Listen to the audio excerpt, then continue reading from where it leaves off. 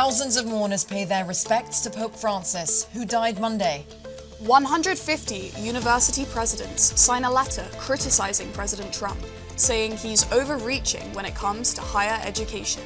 And New York City blossoms for an Earth Day Tulip Festival right in the heart of Manhattan. These stories and more coming up on CJS News. Hello and welcome to CJS News. I'm Yumna Sukar. And I'm Anna Kane. Thanks for joining us. We start with breaking news. President Trump today publicly scolded Russian President Vladimir Putin for missile and drone strikes on Ukraine's capital, Kyiv, overnight, posting on social media, "Vladimir, stop." Trump had previously accused Ukrainian President Volodymyr Zelensky of harming peace negotiations. Zelensky said he would not accept a US proposal to recognize Russian control of Crimea. Writing on Truth Social on Wednesday, Trump claimed a deal to end the war was very close, but that Zelensky's refusal to accept US terms would delay an end to the conflict. At least 12 people, including children, have been killed. Russia's attacks on Kyiv were the deadliest since last summer. Closer to home, a 19-year-old New Jersey man has been arrested and charged with arson in connection with a wildfire that could be the state's largest in decades. The fire has spread to more than 23 square miles and is only 50% contained.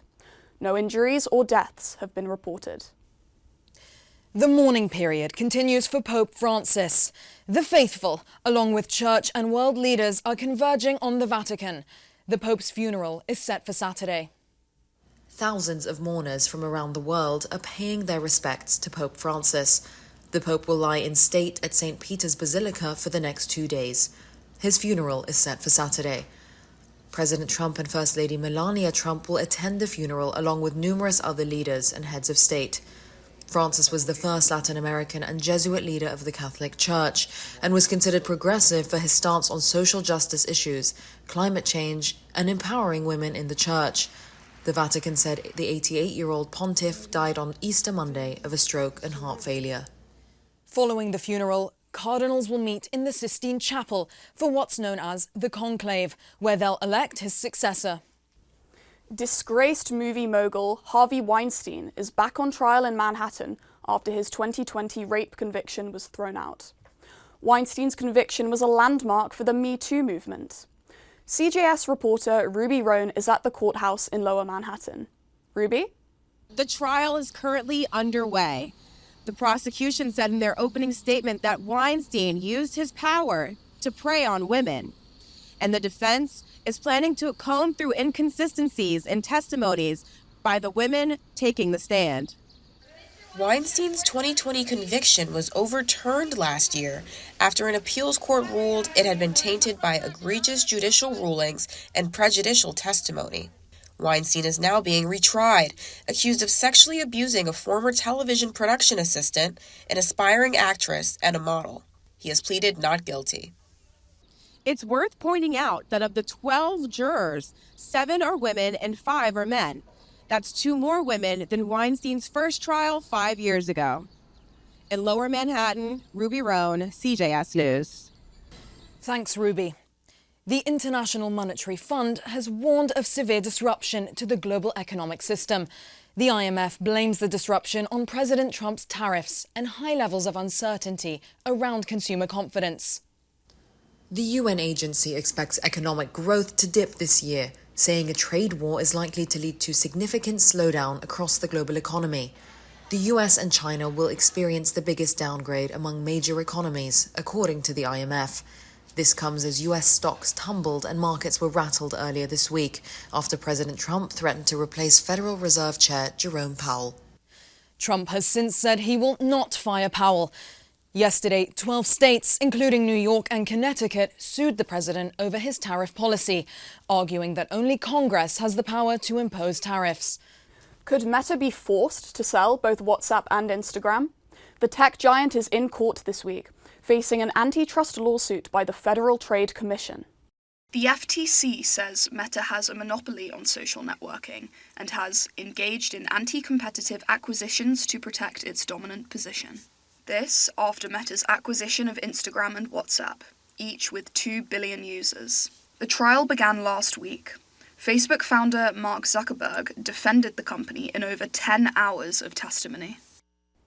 Zuckerberg has also met with White House officials several times in the last few weeks, reportedly to discuss Meta's role in promoting US tech interests abroad.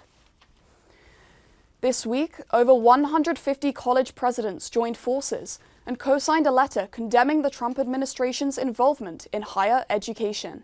The letter was signed by Columbia's acting president, Claire Shipman, as well as presidents from other Ivies, large public universities, and small liberal arts schools. It criticizes unprecedented government overreach and rejects the coercive use of government funding. Here at Columbia, last month, the university agreed to Trump's demands after $400 million in federal funding was cut. Columbia responded by changing its protest policies, appointing new leadership for the Middle Eastern Studies Department, and hiring campus security officers who have the power to arrest students. Harvard was also sent a similar list of demands by the Trump administration, which it refused to accept. The administration then froze over $2 billion in federal grant money. Harvard has sued to reverse that funding freeze. The Trump administration is taking over the renovation of the nation's busiest train station, Penn Station. The MTA had been in charge, but no more.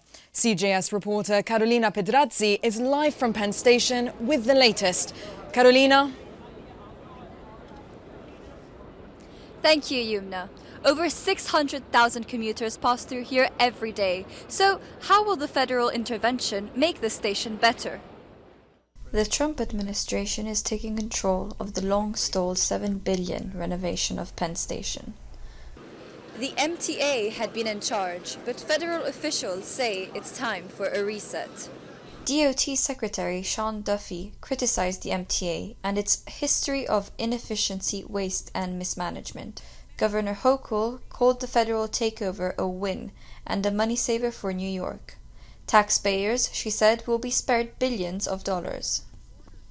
Transit experts say it's good news for the MTA, too. For us to be a blessing in disguise, for them it may turn out to be a lot more than they bargained for, The Grand Penn Community Alliance, an architectural non-profit with ties to Trump, submitted a project proposal which shows a classic design, an elevated public park, and the relocation of Madison Square Garden across the street. Some urban planners call that a logistical nightmare.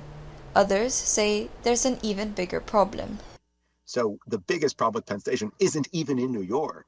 It's the failing infrastructure that connects to the station. It's rush hour, and commuters do think that the station could use a renovation that makes it more functional. Penn Station and the whole NJ transit system could use some fixing. Yeah. Well, I guess as long as it helps the people go around easier. If it's for the benefit of the people who use the train, I guess it's good. Timetables actually matter. That would be a first start. The Grand Penn proposal is currently under review. If approved, it should take approximately 11 years to complete. Live from Penn Station, Carolina Pedrazzi, CJS News. Thank you for that report, Carolina. Anna? Flooding and rising sea levels could destroy thousands of homes in the metropolitan area in coming years. That's according to a new report that also says the solution to the problem lies partly in tackling the city's housing crisis. With our vertical video, CJS social media reporter Juliana Giacconi has more. When Abby Jordan was 18 years old, Hurricane Sandy destroyed her home. So we watched as the storm surge waters breached our windows and breached our home and flooded the house. A new report says climate change will lead to more local devastation. In the next 15 years, 82,000 homes in the city, Long Island, and Westchester could be wiped out by flooding. Climate change and climate disasters are going to have an impact on our housing market and housing affordability, housing scarcity. Marcel Negrete helped write the report. It says the Rockaways, Broad Channel, South Ozone Park, and Canarsie face the greatest risk of flood damage. In these coastal areas, the report says the city needs to update building codes so that homes can withstand extreme weather, use natural solutions, to fortify the coastline and drain stormwater, and change zoning laws inland to build more housing there, especially multifamily homes. So our zoning capacity is basically limiting the ability to meet the housing needs, including needs related to addressing the flood loss.